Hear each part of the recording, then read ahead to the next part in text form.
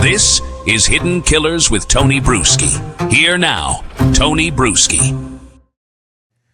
It's the kind of evil that doesn't show its face in the usual way. No mask, no gun, no blood on the hands, just a powdered donut, a smile, and a plan.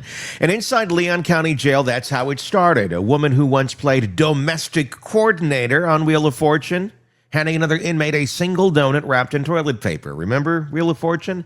Remember Donna Adelson, Mischief Maker, was the puzzle that she solved. And when asked by Pat Sajak, "What are you, Donna?" "I'm a domestic coordinator." Even then, really trying to make things sound bigger and better than they actually are. This is the pathology of Donna Adelson. And in that tiny gesture, it said, "I can give you what you need." That's how Donna Adelson introduced herself to the woman she would soon call her jailhouse daughter.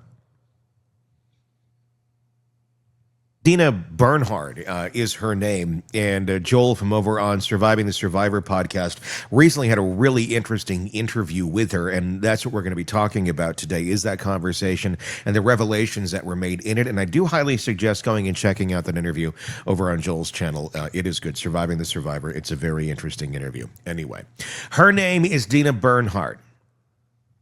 Though if you ask Donna, she was sunshine.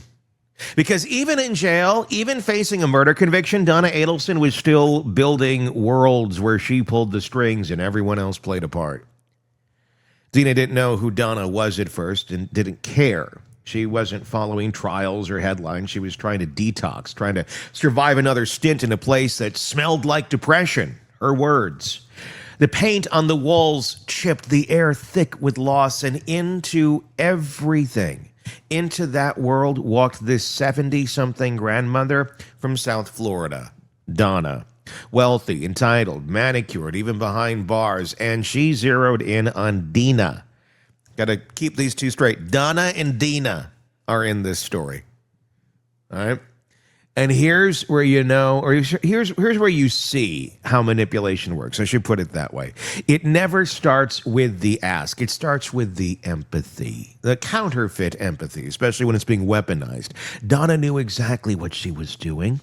You find the most vulnerable person in the room, the one who still wants to believe in good intentions, the addict who's been told she's worthless so many times. That one kind word feels like salvation. So Donna gives her a donut. She gives her a nickname. She gives her a story about her grandkids, about her pain, about her innocence. And little by little, she gives her purpose. "You're my jailhouse daughter," she tells her, "my sunshine."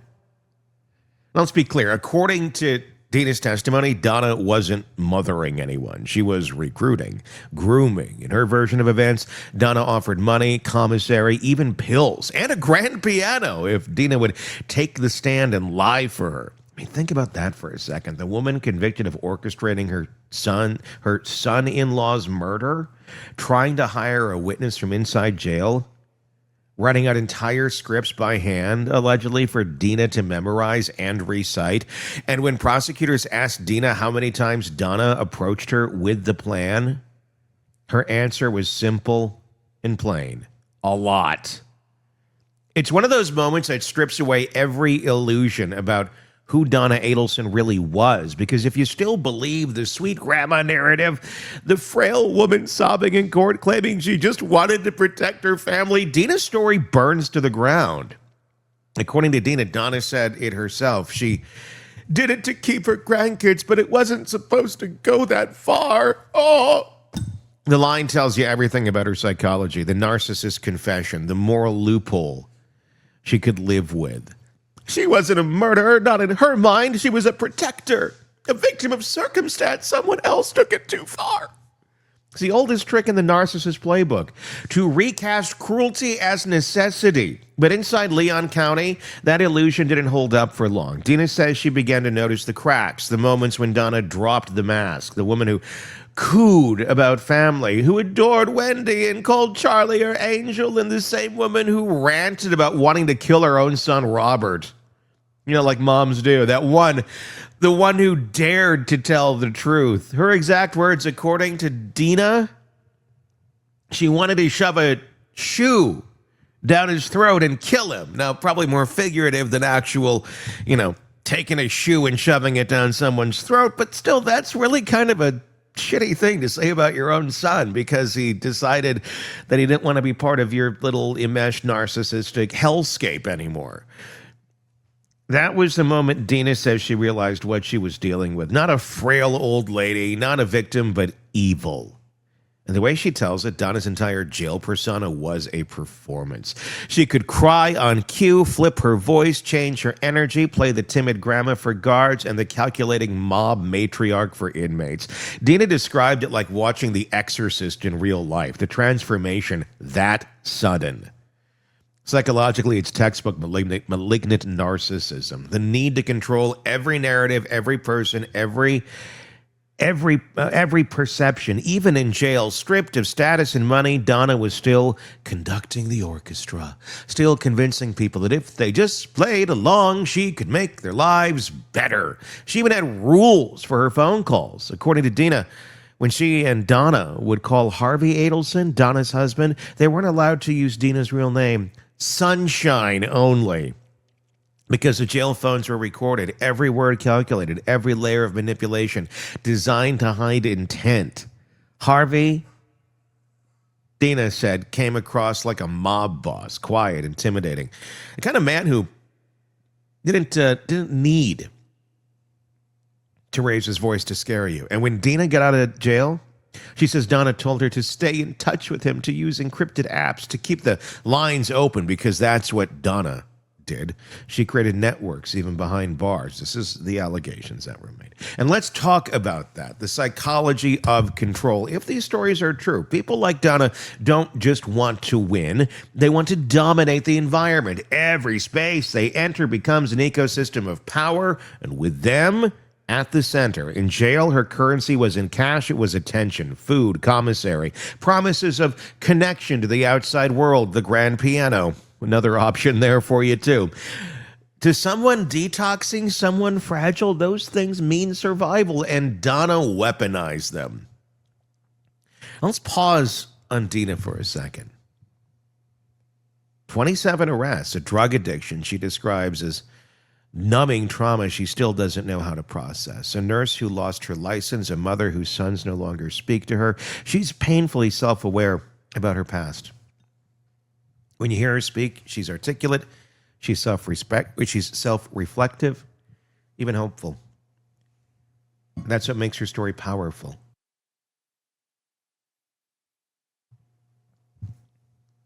Because she had every reason to take the deal Donna offered. Pills, money, validation, maybe even a way to feel needed again. But she didn't. She said no. She turned Donna in. She told investigators what was actually happening. Even when she was terrified. She testified in open court knowing the world would call her a junkie and a liar. She did it anyway. And what she saw from Donna behind those walls lines up with everything we've seen from her outside of them. The arrogance, the entitlement, the belief that she could outsmart the system. Dina says Donna bragged about her life, the houses, the travel, the money, her son's Ferraris, her time on Wheel of Fortune. She carried herself like royalty trapped in a dungeon, expecting special treatment from guards, irritated when she didn't get it. She'd whine about it, her thin mattress, her ear canals, her dignity, but never about Dan Markel. Never about the man shot in the head twice in his own driveway. According to Dina, Donna never once expressed remorse, not grief, not even shock, just anger that it didn't go the way she planned. And right there, that's what separates guilt from pathology. Remorse is the internalization of harm. Pathology is the inversion of it when getting caught becomes the real tragedy. Dina says the only time she saw Donna upset was when her control slipped, when her son Robert agreed to testify against her, when the state refused to play along, when her stories stopped working. And here's the kicker. Dina claims Donna told her she was offered a 10-year plea deal, 10 years in exchange for immunity for her family. And she turned it down. Donna told Dina, I'm going to beat trial. Wow. I mean, if that's true. Damn, Donna. I think you made the wrong choice. It's not courage, that's delusion born of privilege. The same arrogance that convinced her she could plan a murder for hire, erase the evidence, and live her golden years on the beach with her grandkids. And when you trace that pattern through the whole family, you start to see how the rot spread. Because if Dina's account is accurate, Donna ruled that family like a small kingdom. Every quiet complaint, Wendy adored, protected. Charlie the angel, even now, serving life in prison for pulling the trigger or getting the people to pull the trigger. Robert the outcast, the one who broke rank and told the truth. Dina says the kids probably grew up afraid of her, and she's probably right. Inside jail, Donna would talk about them constantly, praising Wendy, cursing Robert, calling Charlie innocent. She'd talk about money and control like they were virtues. She even compared her life to her jail daughters, as if the same rules applied. But that's, again, what narcissists do. They rewrite the moral universe so they're always the hero, basically. In Donna's story, she wasn't a conspirator in a murder. She was a misunderstood matriarch defending her brood. But when you listen closely to Dina's retelling, what you really hear is rot. A woman so consumed by image and control that she'd try to weaponize the pain of another human being, an addict to manufacture sympathy for herself. That's a real special type of manipulation there. It's a real type of moral decay. It would imply you had morals to begin with, though, and I don't know that that's ever existed. Dina says Donna would brainstorm lies like other people plan lunch. The shower assault that never happened, the hearing problems, the mattress too thin, each story crafted not for truth but for leverage. She even discussed how to trick psychiatrists in believing she had memory loss. Again, not desperation, calculation. And when she finally stood in court and cried those empty tears saying, Dad Markell didn't deserve this, Dina says she recognized the act instantly. She'd seen him before. And that fluorescent cell between the donut and the script. Fake tears for real crimes. And when the most haunting part came about, Dina says even in prison, Donna will keep playing the game. That she'll suffer, yes, but mostly because she can't control anyone anymore. And here's where it gets complicated, because Dina, despite everything, still feels sorry for her. She says it's one of her flaws, that she gives too much grace, that part of her can't stop empathizing, even with evil. And that's what makes this story hard to shake, because it forces you to hold two truths at once. The horror of Donna Adelson's manipulation and the humanity of the woman she tried to use. Dina says she wants to use this experience to help others now, to speak for addicts, to prove that people can change, that not everyone behind bars is bad. She wants to reconnect with her sons, to work, to stay sober, to do something good after being dragged into one of the darkest cases in Florida's history. And that's a contrast that sticks with you. Donna Adelson, wealth, privilege, power, used every ounce of it to destroy lives. Dina, broke, addicted, forgotten, used what little strength she had left to tell the truth. It's a grim reminder that character isn't built by circumstance. It's revealed by what you do when you have nothing left to lose. And Donna, well, she lost everything. But never her arrogance. She'll spend the rest of her life in a Florida prison, stripped of luxury, surrounded by women who won't be fooled by powdered donuts and pet names. Dina says it's going to be hard for her there. And maybe that's the closest thing to justice she'll ever know. But the real power of this story isn't just what it says about Donna. It's what it says about manipulation itself, how easily evil disguises itself as kindness, how charm and guilt and pity can all be weapons in the wrong hands. Donna Adelson didn't just orchestrate a murder for hire, she orchestrated narratives in her family, in her courtroom, and even in her jail cell. She tried to make everyone else the instrument of her denial, and in the end, it was a woman society had written off. A 27-time offender detoxing in a concrete room who saw through her act and told the truth. That's the thing about evil. It always believes it's smarter than everyone else. Can't imagine that the person it looks down on might be the one to bring it down. So when you think about Donna Adelson sitting in her cell tonight, stripped of control, stripped of family, stripped of everything but her reflection, remember the powdered donut. The moment she thought she could buy loyalty with sugar and flattery. That's where the facade cracked. That's where sunshine saw the storm behind the smile. And that's where Donna Adelson's empire, the lies, the manipulation, the illusion of control, finally started to crumble.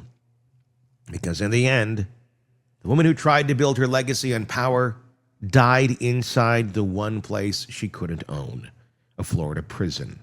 And for once, no one's playing along. Give me your thoughts on Donna.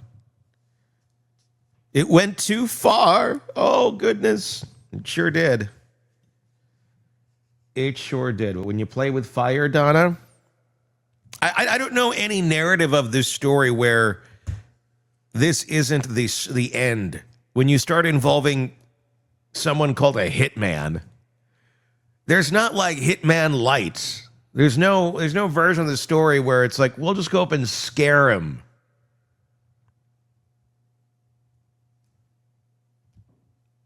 Of course it's going to end that way, you dumb. Yeah. Your thoughts in the comments. If you're not on YouTube, please check out our YouTube channel. Just search Hidden Killers with Tony Brueski. Hit subscribe while you're there. If you're already there watching us, hi. In the comments section, let me know your thoughts. I'd love to hear them. And if you're listening on the podcast platform, thank you. Hit subscribe, whatever platform it is you like to listen to us on, so you don't miss any of our coverage of this. And the many cases we follow for you right here at the Hidden Killers podcast and True Crime Today. I'm Tony Brueski. We'll talk again real. Want more on this case and others? Then press subscribe now and don't miss a moment of true crime coverage from Tony Brueski and the Hidden Killers podcast.